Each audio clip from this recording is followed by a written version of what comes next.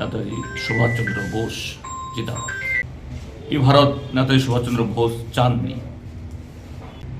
নেতাজি সুভাষচন্দ্র বোস চেয়েছিলেন একটা ঐক্যবদ্ধ ভারত। এই ভারত দু টুকরো বা আজকে তিন টুকরো হোক, এই ভারত নেতাজি সুভাষচন্দ্র বোস চাননি।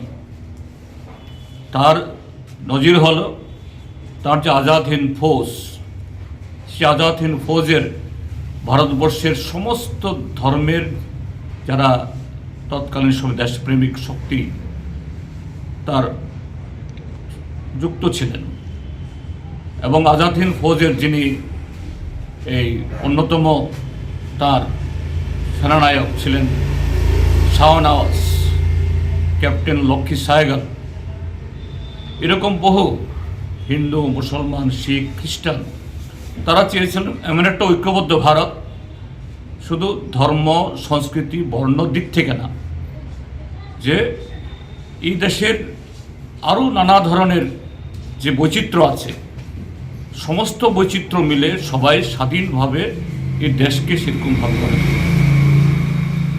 কিন্তু দুর্ভাগ্য, আমাদের দেশ স্বাধীন হয়েছে ঠিক, দেশ দু টুকরো, এখন তিন টুকরো।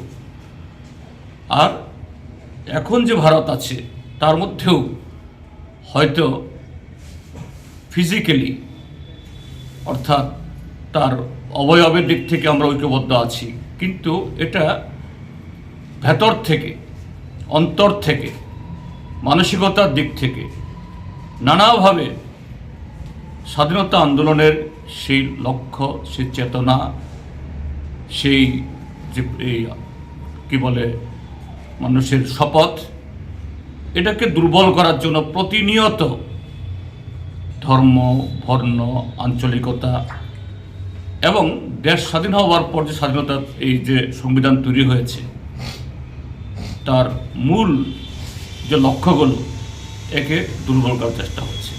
কাজে আজকে আমাদের এই নেতাজিকে স্মরণ করা, এটা যে শক্তিগুলো দেশের স্বাধীনতার স্বপ্নকে দুর্বল করছে, আজকের ভারতবর্ষকে নানাভাবে ক্ষতবিক্ষত করছে, তাদের বিরুদ্ধে নেতাজির চেতনায়, তার ভাবনায়, তার দেশপ্রেমিক যে আহ্বানের মধ্য দিয়ে আমরা যাতে নতুন প্রজন্মকে সেভাবে করতে পারি, এভাবেই আমরা নেতাজিকে স্মরণ করব এবং নেতাজির স্মৃতিকে, তার অবদানকে অমর রাখার মধ্য দিয়ে আজকে সারা পৃথিবীতে যে নতুন করে যে আক্রমণ সাম্রাজ্যবাদীদের, তার বিরুদ্ধেও আমাদের দেশকে আরও শক্তিশালী, ঐক্যবদ্ধ করে তোলার শপথ নেব।